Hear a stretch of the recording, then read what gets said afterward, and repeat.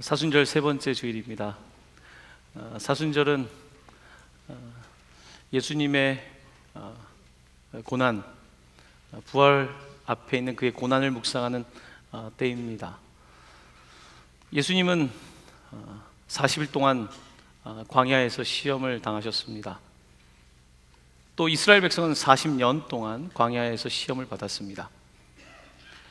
오늘 본문 말씀은 그리스에 있는 고린도라고 하는 지역에 있는 교회도 이스라엘의 광야의 시험처럼, 예수님의 광야의 시험처럼 그들도 시험을 당한다는 것입니다. 그리고 그런 시험을 당할 때에 어떻게 해야 되는가, 거기에 초점을 맞추어서 사도 바울을 통하여서 권면하고 있는 것입니다. 오늘 2019년 이 지역에 살아가고 있는 저희들도 마찬가지입니다. 부천 동광교회도 이 광야 같은 세월을 살아가며 어떻게 이 광야를 살아내야 될지, 거기에 대한 하나님의 지혜의 말씀을 듣고자 하는 것입니다. 광야하면 생각나는 게 많지만 광야를 아우를 수 있는 키워드를 하나 찾으라면 그것은 시험일 것입니다.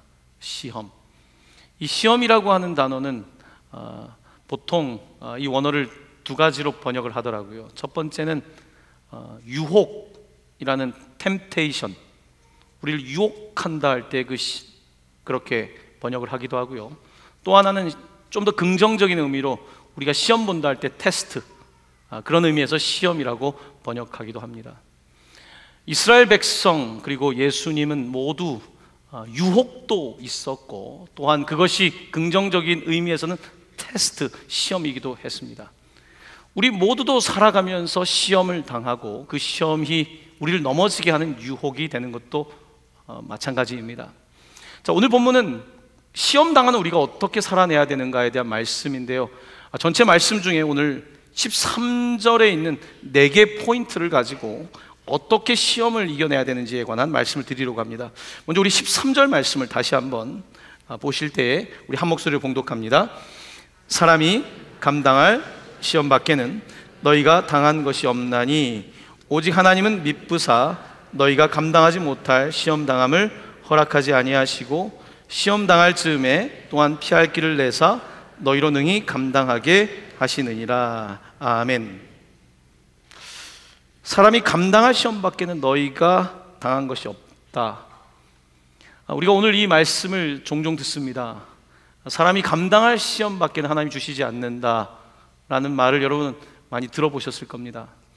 근데 정말로 살면서 감당할 시험 밖에 우리가 만나지 않던가요?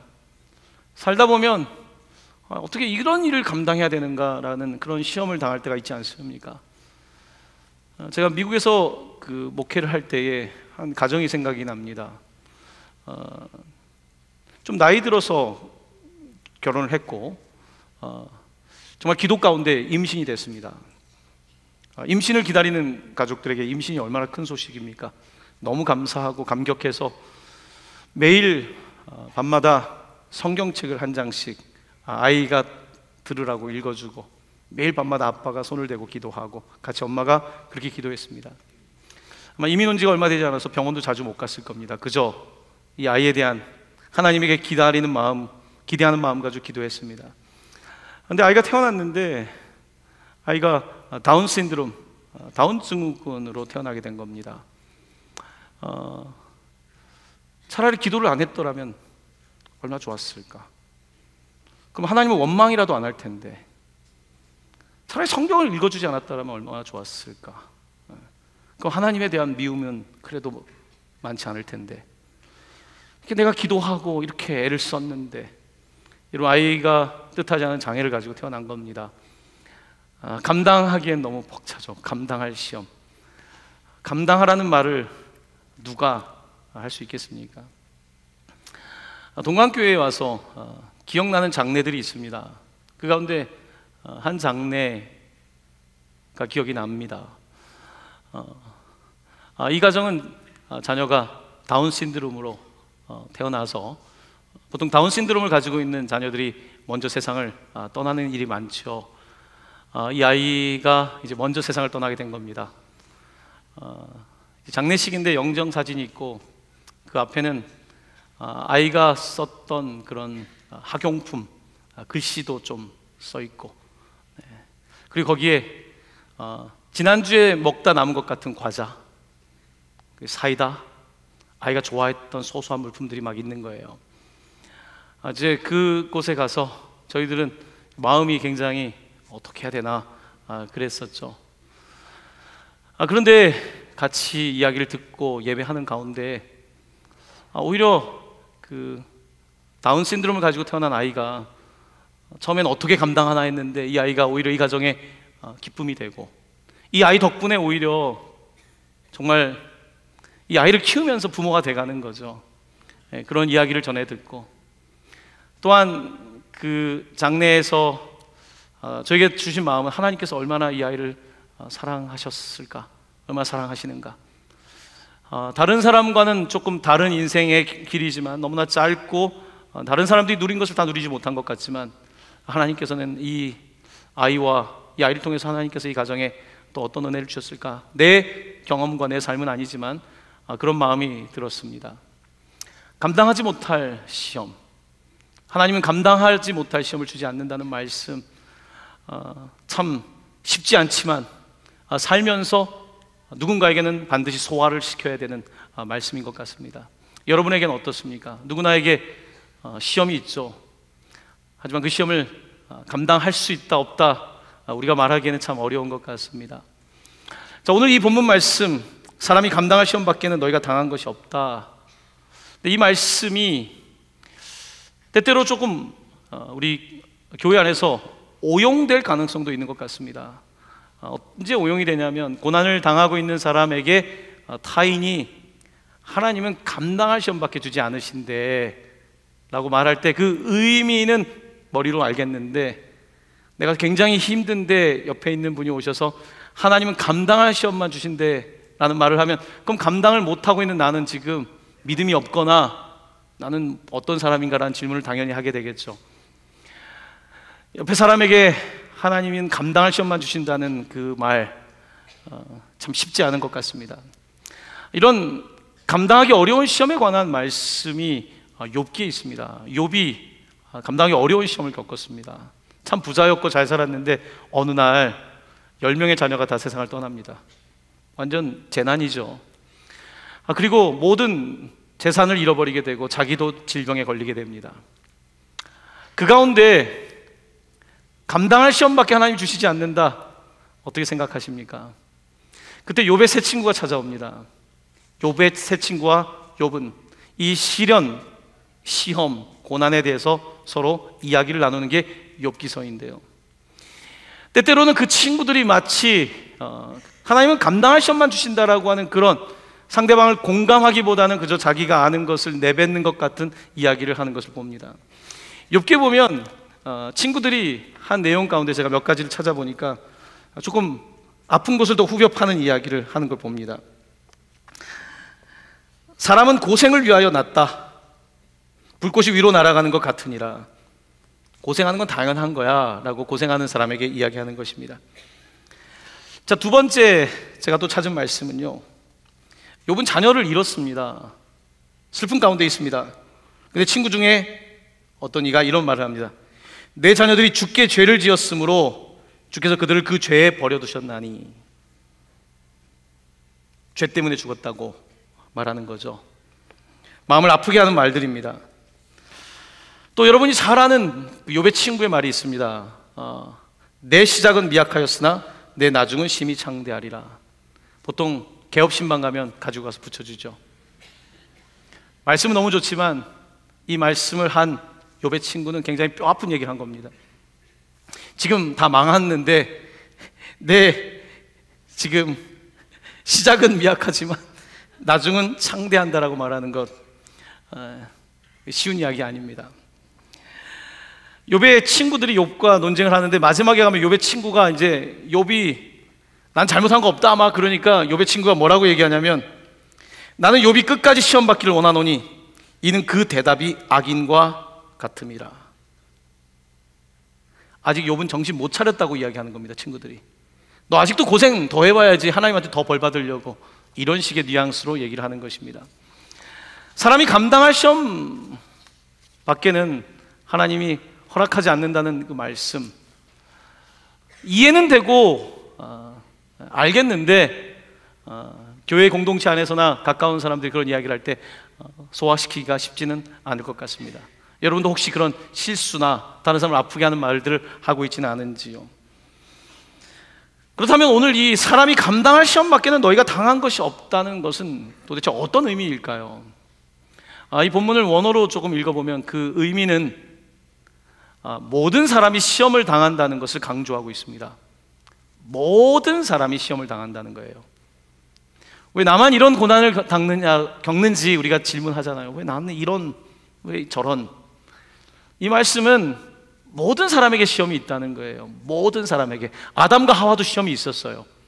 선악과가 있었고, 그 다음에 태어난 모든 사람들은 시험이 있다는 거예요. 심지어 예수님도 시험을 겪으셨잖아요. 예수님도 시련을 겪으셨잖아요. 하나님도 시련을 겪는다는 거예요. 인간만 시련을 겪는 게 아니라 하나님도 시련을 당하고 하나님도 고난을 당한다는 거예요. 바로 그것이 성경의 입장인 것입니다. 자, 이렇게 우리가 시련을 당하는데요, 하나님께서는 이 시련을 당할 때에 우리에게 요구하는 것이 있습니다. 여러분, 시련만 당하고 고난만 당하면 뭐합니까? 그 가운데 우리에게 성장이 있고 변화가 있어야 될 텐데, 자, 예수님도 40일 동안 시험을 당하셨는데 그 시험 당하는 장면을 누가는 이렇게 기록하고 있습니다. 화면에 있는 이 말씀을 저와 함께 한 목소리로 봉독합니다. 광야에서 40일 동안 성령에게 이끌리시며 마귀에게 시험을 받으시더라. 아멘. 마귀에게 시험을 받았는데 성령이 이끌었다고 말씀하고 있습니다. 욥이 시험을 받을 때 하나님께서는 사탄이 와서 내가 저 사람을 시험해 본다고 할 때 허락하셨다고 되어 있습니다. 하나님은 시험을 허락하세요. 하나님은 우리가 시험을 당하지 않게 하시는 게 아니라 시험을 허락하신다는 것입니다. 시험을 허락하셔서 그 시험을 통해서 우리가 선택하기를 원하세요. 사단이 와서 시험할 때에 성령에 이끌려서 갔는데 성령을 선택할 것인가, 사단의 말을 선택할 것인가? 이 돌로 빵을 만들고 명예와 권력을 얻는 사단을 선택할 것인가, 아니면 하나님을 선택할 것인가? 시련의 목적은 시련 자체에 있는 것이 아니라 그 시험과 시련을 통하여 우리가 어떤 선택을 할 것인가에 초점을 두고 있는 것을 보게 됩니다. 자, 오늘 본문 말씀의 첫 번째는 누구나에게 시험이 있다이고요. 자, 누구나에게 시험이 있는데, 그러면 두 번째는 우리가 그런 시험 가운데 어떻게 해야 되는가? 자, 13절의 두 번째 줄을 보시면 이렇게 되어 있습니다. 오직 하나님은 미쁘사. 자, 우리가 이 본문을 읽을 때 좀 빠뜨리고 읽는 부분입니다. 하나님은 미쁘다. 미쁘다라고 하는 단어를 우리가 평소에 잘 쓰진 않죠. 미쁘다는 것은 하나님은 믿을만하다, 신뢰할만하다, 의지할만하다라는 뜻입니다. 하나님은 과연 의지할 만한 분인가, 신뢰할 만한 분인가? 시련 당할 때, 내가 지금 원치 않는 고난을 겪고 있고 원치 않는 시련을 당하고 있는데 그럼에도 불구하고 하나님은 과연 미쁘신 분인가? 거기에 대해서 성경은 우리의 초이스, 우리의 선택을 물어보고 있는 것입니다. 내가 예측한 대로 되지 않았습니다. 임신을 했는데 내가 예측한 대로 자녀가 되지 않았고, 내가 기도하면서 했지만 내 자녀가 예측한 대로 되지 않았고, 내가 결혼을 하면서 이렇게 생각하고 결혼했는데 내 예측대로 되지 않았고, 내가 예측대로 되고 있지 않을 때에, 시련과 시험을 당할 때에 나는 어떤 선택을 할 것인가? 오늘 본문은 그 가운데에서 고린도에 있는 교회를 향해서 내 시험에 초점을 두는 것이 아니라 하나님의 미쁘심을 보라는 것입니다. 내가 지금 의지할 데가 없어요. 내가 지금 신뢰할 데도 없고 하나님마저 신뢰하기 어렵고 하나님마저 믿을 수가 없어요. 나는 세상에 혼자 버려진 것 같은 그런 시련을 당하고 있을 때에, 그때 하나님께서 우리에게 요구하는 것은 오직 하나님은 미쁘시다는 거예요. 여전히 신뢰할 만하고 여전히 믿을 만한 분인데 그 믿음을 우리에게 요구하고 있는 거예요. 참 어려운 요구죠. 하나님은 때때로 우리에게 감당하기 어려운 시험뿐만 아니라 감당하기 어려운 믿음의 반응을 요구하고 있는 것을 보게 됩니다. 성경에는 시험 받은 사람들의 이야기로 가득 차 있습니다. 아브라함도 믿음의 조상이라고 하지만 그에게 시련이 많았습니다. 75세 나이에 부르심을 받아서 고향을 떠납니다. 그때 하나님께서 약속하셨어요. 내가 너에게 자녀를 주겠고 너의 자녀들이 열방으로 뻗어갈 것이다. 하지만 25년이 다 지났는데 아이가 없습니다. 하나님의 약속이 납득도 안 되고, 하나님 왜 나는 자녀가 없습니까? 나는 내 종에게 모든 것을 유산해야 되는 지경에 이르렀습니다. 그의 믿음이 아마 약해졌을까 잘 모르겠습니다. 그때 하나님께서는 그에게 이삭을 주십니다. 근데 그 다음에 하나님이 납득할 수 없는 시험을 주십니다. 어려운 테스트예요. 하나밖에 없는 독자 이삭을 바치라는 것입니다. 그때 이제 아브라함은 믿음을 가지고 하나님의 시험을, 테스트를 이제 보러 가는 거죠. 모리아산으로 올라가는데 그때에 그 아들 이삭이 아버지께 이렇게 말합니다. 불과 나무는 있거니와 번제할 어린 양은 어디 있나이까? 재물이 없이 가니까요. 그때 아브라함이 이렇게 대답합니다. 내 아들아, 번제할 어린 양은 하나님이 자기를 위하여 친히 준비하시리라. 친히 준비하시리라.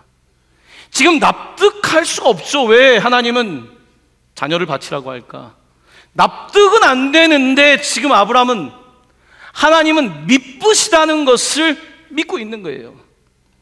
지금 분명히 이거는 맞는 상황이 아니죠. 지금 내 예측과 하나님의 계획과 하나님의 심지어 성품과도 어떻게 하나님이 그런 요구를 합니까?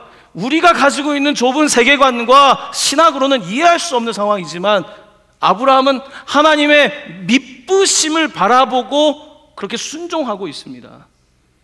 시험의 목적은 납득에 있는 것이 아닙니다. 이해에 있는 것이 아닙니다. 시험의 목적은 이 시험이 분명히 내가 감당하기 어려움에도 불구하고 하나님의 미쁘심, 하나님의 그 신뢰할 만하신 그분을 의지하는 것입니다. 이것이 하나님께서 오늘 우리에게 요구하고 있는 믿음인 거예요. 참 쉽지 않은 것이 그래서 믿음인 것 같습니다. 참 그런데 이 믿음이라고 하는 것은요, 어떤 지적인 훈련을 통해서 이루어지는 것이 아니라 삶을 통해서 얻어지는 거죠. 바울도 참 시험이 많았습니다. 너무 시련도 많았어요. 유혹도 너무 많았을 겁니다. 오늘 우리가 고린도 전서 첫 번째 편지를 읽고 있는데 고린도 후서에서는 바울은 그의 고난을 가감없이 얘기합니다. 고린도 교회가 광야 생활을 하고 있는데 자신의 광야의 인생에 대해서 그는 이렇게 묘사하고 있습니다. 고린도후서 11장에 있는 말씀을 제가 좀 읽어드립니다. 바울의 시험입니다.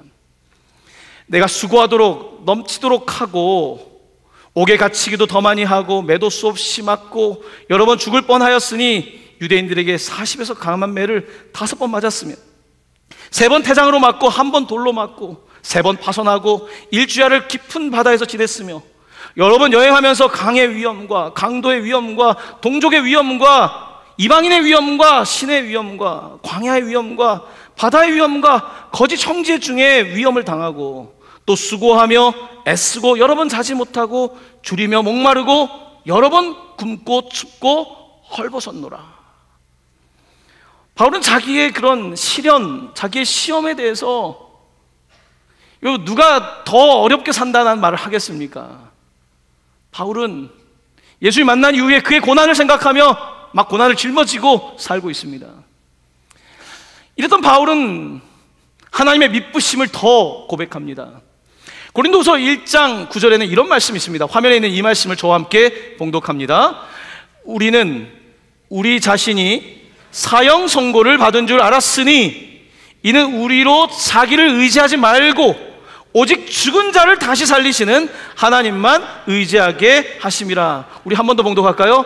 우리는 우리 자신이 사형 선고를 받은 줄 알았으니 이는 우리로 자기를 의지하지 말고 오직 죽은 자를 다시 살리시는 하나님만 의지하게 하심이라. 아멘. 바울은 지금 사형 선고를 너무 여러 번 받은 거예요. 뭐 강에서도 산에서도 사람들이 돌도 던지고 이방 사람들 뭐 유대인 상관없이 사형 선고를 엄청 받았는데 그는 그 가운데 이제는 뭣도 의지할 수가 없는 거예요. 오직 하나님의 믿으심만, 하나님만 신뢰할 수 있다는 것을 믿는 믿음을 갖게 된 거예요. 그래서 고린도 교회를 향해서 여러분에게 정말 때로는 감당하기 어렵다고 말하겠지만 그 가운데에서도 주님의 믿으심을 바라봅시다. 주님이 신뢰할 만한 분이라는 것을 우리가 바라봅시다. 바로 그렇게 오늘 고린도 교회를 권면하고 있는 것입니다. 자, 이렇게 하나님을 시련 가운데도 믿으심을 신뢰하고 의지할 때에 그 다음에 하나님께서 주시는 축복은 세 번째 시험을 이기는 원리인데요, 세 번째 줄에 보시면 이렇게 되어 있습니다. 시험 당할 즈음에 또한 피할 길을 내사. 시험 당할 즈음에 또한 피할 길을 내사. 우리가 이와 같은 것을 이끌어서 은혜라고 부릅니다. 지금 출구가 없는데 갑자기 출구가 열리는 거죠. 지금 도무지 방법이 없는 것 같은데 문이 열리는 것을 일컬어서 우리는 은혜라고 말합니다. 내가 시련을 당하고 있고 시험을 당하고 있는데 정말 바라볼 게 없는데 하나님의 믿으심만 바라보고 있는데 그때 하나님께서 내가 예측하지 않은 방식으로, 예측하지 않은 시간에 하나님께서 선택하신 방식으로 시험 당할 즈음에 길을 내신다는 것입니다. 시험 당할 즈음에 우리를 위해서 피할 길을 주신다고 말씀하고 있는 것입니다. 하나님은 이렇게 은혜의 하나님으로서 우리에게 늘 은혜 주시기를 기뻐하시는 거죠. 우리가 은혜 이야기하는데 은혜를 받으려면요 그릇이 있어야 될 거 아닙니까? 은혜를 받는 그릇은 뭘까요? 믿음인 거예요. 믿으니까 견디는 거죠. 하나님이 도와주실 것을 믿고 지금 당장은 아니지만 하루, 한 달 견디면서 하나님의 믿으심을 바라보면서 이 그릇을 가지고 있을 때 하나님께서 뜻밖의 장소에서 은혜를 주시고 뜻밖의 장소에서 은혜를 주시면서 피할 길을 주신다고 말씀하고 있는 것입니다. 그러므로 오늘 우리에게 필요한 것은 시험을 당하느냐의 유무가 아니라 시험 가운데에서 하나님의 믿으심을 신뢰하며 나아가고 있는가, 그리고 그 그릇을 가지고 은혜를 받을 준비를 하고 있는가. 하나님께서 문을 여실 때까지, 하나님께서 내 막힌 인생의 출구가 되시기까지 기다리는 그와 같은 신앙을 요구하고 있는 것입니다. 우리의 삶 속에 시험이라고 한다면 너무 많죠. 저 같은 사람은 사실 시험 말도 못 꺼내는 사람이죠. 지난주 화요일에 탈북자 자매가 간증을 했습니다. 저는 이제 탈북자 간증을 최근에 들으면서 정말 모르면서 살고 왔고 이들의 아픔에 대해서 정말 우리가 너무 무책임하다는 생각을 요즘 최근에 더 하게 됩니다. 이 탈북한 자매는 10대 후반에 두만강을 건넜습니다. 함경북도에서 살던 자매인데요, 1990년대 김정일 정권에서 가장 혹독했던 때, 고난의 행군이라고 하는 그 시절, 먹을 것이 없고 매일 아무것도 먹지 못하고 탈북을 한 거죠. 아버님이 이미 돌아가셨고 어머니밖에 없고 형제들 놓고서 탈북을 합니다. 단 한 가지 목적, 먹고 사는 거.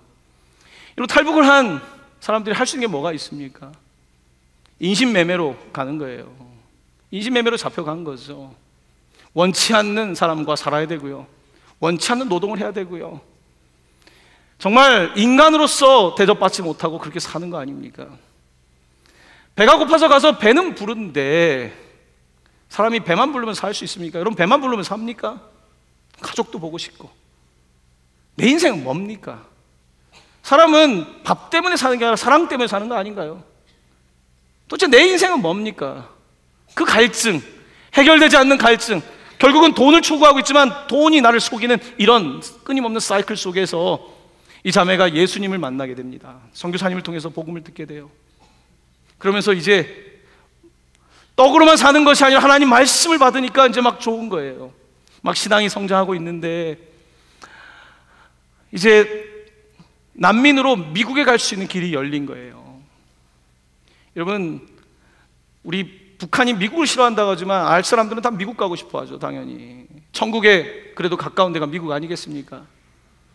미국에 갈 수 있는 길이 열렸는데 이 자매가 자기가 예수님을 믿고 구원을 받고 하니까 이제 가족이 생각나는 거예요. 내가 미국에 간다면 내가 복음 전할 기회는 없고 가족들은 지옥에 갈 수밖에 없는데, 이 자매의 마음이 너무 고통스러운 거예요. 분명히 내 삶을 생각하면 미국을 가야 되는데 미국을 가지 않기로 결정을 합니다. 그리고 참 무서운 결정을 하게 돼요. 다시 탈북한 사람이 이제 북한에 다시 들어가기를 결정한 거예요. 복음을 전하겠다고. 실은 밥 먹고 살기 위해 왔는데 그걸 넘어서서 이제 복음을 전하겠다고 그렇게 된 거예요. 이제 들어가는데 어떻게 들어가냐면, 말씀을 가지고 들어가면 잡히니까 자기 옷에 옷감에다가 그걸 찢어가지고 하나님 말씀을 다 쓰고 찬송가를 쓰고 배운 영적인 원리들을 다 기록해서 다시 꼬매가지고 안에, 겨울이니까 코트를 다 준비해가지고 넘어가는 거예요. 두만강 앞에서 브로커들이 이해를 못하는 거예요. 이제 좀 살만할 것 같은데 다시 북한으로 들어가는 이 자매의 선택. 두만강 어른 그 강을 건너는데 막 가슴이 콩당콩당 뛰죠. 아무리 믿음이 있다고 심장 안 뜁니까? 심장이 쫄깃쫄깃하죠. 어찌할 바를 모르죠. 하지만 한 발짝 한 발짝 두만강을 건너고 산을 2개 건너고 집이 있는 곳까지 걸어서 터널을 지나고 이제 그곳을 통과해야 되는데, 그 초소에 북한 군인이 2이 있더라는 거예요. 여기까지 통과만 하면 이제 부모님을 만날 수 있는데 얼마나 두렵습니까? 아내는 안감에 성경을 썼지만 믿음이 더 좋아져서요, 성경을 아예 주머니에 넣고 갔대요. 잡히면 진짜 이건 완전 정치범 수용소로 가고 그런 상황이잖아요. 이제 얼마나 대범해졌는지 이 자매가 거기를 가는데 너무 가슴이 뛰어가지고 선교사님한테 배운 시편 23편, 여호와는 나의 목자시니 내게 부족함이 없으리로다. 내가 사망의 음침한 골짜기를 다닐지라도 해를 두려워하지 않을 것은 주께서 나와 함께 하심이라. 그 말씀을 계속 외우는 거죠. 그러면서 하나님께 이렇게 기도했답니다. 하나님, 저 2 사람의 눈을 멀게 해주세요. 제가 지나가는 시간, 그 시간 동안 저들의 눈이 멀게 해주세요. 어떻게 지나갔는지도 모르겠대요. 지나갔습니다. 지나갔어요. 지나가서 이제 부모님을 만났는데, 어머니를 만나고 형제들을 만났는데 형제들이 놀라는 거죠. 다시 북한으로 들어오는 탈북자가 어디 있습니까? 복음을 전해요. 목숨 걸고 왔는데 믿어질까요? 안 믿어질까요? 목숨 걸고 왔는데, 그냥 예수 믿으라가 아니라 목숨 걸고 지금 와서 예수 믿으라고 하는데 가족들이 복음을 받았다는 거예요. 가족들이 복음을 받고 그 좁은 집에서 이제 지하교 예배를 드리는데, 이제 낮 시간에는 예배를 드리면 이제 의심적인 행동을 하면 안 되니까 새벽 5시, 6시 우리가 새벽 기도하는 그 시간 같이 찬양을 배웠는데요, 크게 하면 안 되니까 죄에서 자유를 얻게 하는 보혈의 능력, 보혈의 능력. 하나님 말씀을 읽어도 그냥 그 신음소리로. 이거 원래 그 신음소리로 할 때 더 애절하잖아요. 막 그렇게 그 지하에서 예배를 드리고, 그들의 기도는 하나님 신음소리에도 응답하신 하나님. 이 실현을 당하고 있는 이 북한 땅에 있는 이 백성들, 우리가 여기서 지금 신음소리로 예배하고 있지만 저긴가 어딘가 북한에서 지금 신음소리로 예배하고 있는 그들의 그 시련과 고난 속에서 하나님 제발 좀 은혜를 베풀어 달라고. 그렇게 가정이 구원받고 이제 다시 남한으로, 하나님의 또 은혜로 남한으로 와서 이제 신학 공부도 하고 막 그런 변화된 삶을 살면서 이제 내 삶의 목적은 떡이 아니라 하나님의 떡을 위해서 살고 싶다고 울면서 간증하는 모습을 보면서 우리가 시험을 말할 수 있고 시련을 말합니다.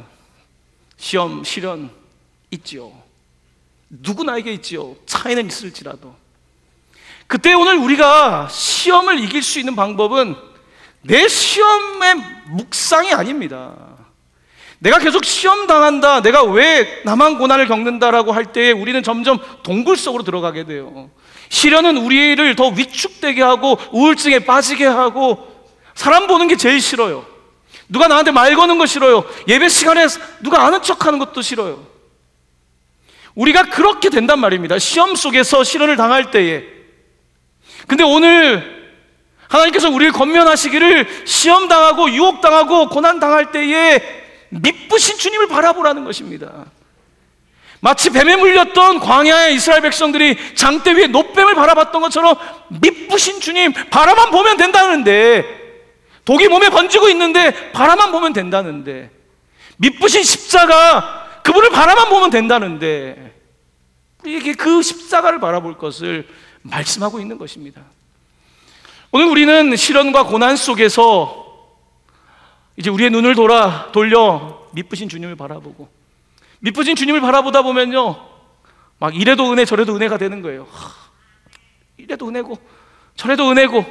이거는 그 길을 가본 사람들만 아는 거 아닙니까? 그 은혜를 체험하며 오늘 사도 바울은 자신의 이야기를 통해서 이 교인들을 깨우고 있는 것입니다. 사도 바울은 고린도후서 6장 2절에서 지금 시험 받을 때가 은혜의 때라고 말합니다. 지금이 곧 구원의 때라고 이야기하는데요.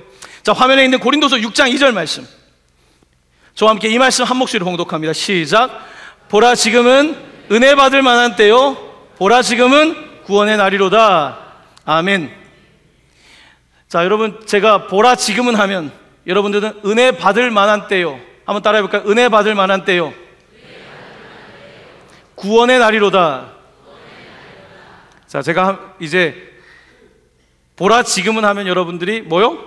은혜 받을 만한 때요. 자, 제가 또 그 다음에 보라 지금은 하면 여러분 구원의 날이로다 하는 겁니다. 보라 지금은, 보라 지금은, 보라 지금은, 보라 지금은, 마지막으로 한 번만 더 합니다. 보라 지금은, 보라 지금은, 아멘. 아멘. 지금은 어떤 지금입니까? 그 고난의 광야 가운데 있는 고린도 교회를 향해서 지금이, right now, 바로 지금이 우리가 은혜 받을 때고 구원의 날입니다. 오늘 바울은 그렇게 고백하고 있는 것입니다. 사랑하는 성도 여러분, 오늘 본문은 시험을 당하고 있는 우리가 미쁘신 주님을 바라보고 그 은혜를 통하여 피할 길을 주시는 하나님을 누릴 때에, 이제 13절 마지막 문장입니다. 너희로 능히 감당하게 하시느니라. 감당할 시험 밖에는 주시지 않는다 그랬는데, 지금 내 머리와 내 능력으로는 감당할 수 없지만 하나님의 미쁘심과 은혜 가운데 너희로 능히 감당하게 하신다고 말씀하고 있는 것입니다. 능히 감당한다. 예수님은 십자가를 그도 감당하기 힘드셨죠. 하지만 능히 감당하셨던 거예요. 사탄이 아니라 하나님을 믿었으니까, 하나님의 은혜를 사모했으니까 능히 십자가를 이겨내는데요. 히브리서에는 이 예수님에 대해서 시험 당하셨는데 한 가지 특이한 점을 말씀하고 있습니다. 화면에 히브리서 4장 15절 말씀 함께 봉독합니다. 시작. 모든 일에 우리와 똑같이 시험을 받으신 이로되 죄는 없으시니라. 죄는 없으시니라. 오늘 말씀의 주제는 내가 시험을 당하느냐의 문제가 아니라 내가 시험 당하고 있을 때 죄를 짓고 있는지 아닌지의 유무입니다. 우리는 시험 당할 때 왜 하나님 나에게 이런 고난과 이런 시험을 주십니까? 라고 말하면서 그 다음을 말하지 않습니다. 시험 당할 때에 예수님은 똑같이 시험 당하셨지만 죄가 없었는데 그 죄에 관하여 묻고 있는 것입니다. 우리 시험 당할 때 어떻습니까? 더 넘어지잖아요. 힘들어지면 더 유혹받잖아요. 더 아니라고 말하면서 또 넘어지잖아요. 그런 우리들, 연약한 우리들, 또 죄 가운데 빠지는 우리들, 바로 이와 같은 우리들이 다시 주님을 바라보기를, 죄 없으신 이가 우리를 위하여 죽으셨는데 그를 바라보며 이 시련과 고난 속에서 다시 일어나기를 주님은 원하시는 것입니다. 바로 이것이 시험을 이기는 능력이 되는 것이죠. 시험을 이기는 능력은 바로 예수 그리스도의 보혈에 있는 것입니다. 그 능력에 있는 것입니다. 그 능력을 붙잡고 살아갈 때에 우리는 시험을 당하고 고난을 당하지만 넉넉히 이기는 줄로 믿습니다. 사랑하는 성도 여러분의 시험과 고난이 있는 줄 압니다. 하지만 계속 그것만 묵상하지 마시고 미쁘신 주님, 미쁘신 십자가를 바라보시고 은혜를 충만하게 받으실 때에 넉넉히 이기는 주님의 능력이 함께 하시기를 예수님의 이름으로 간절히 축원합니다. 아멘.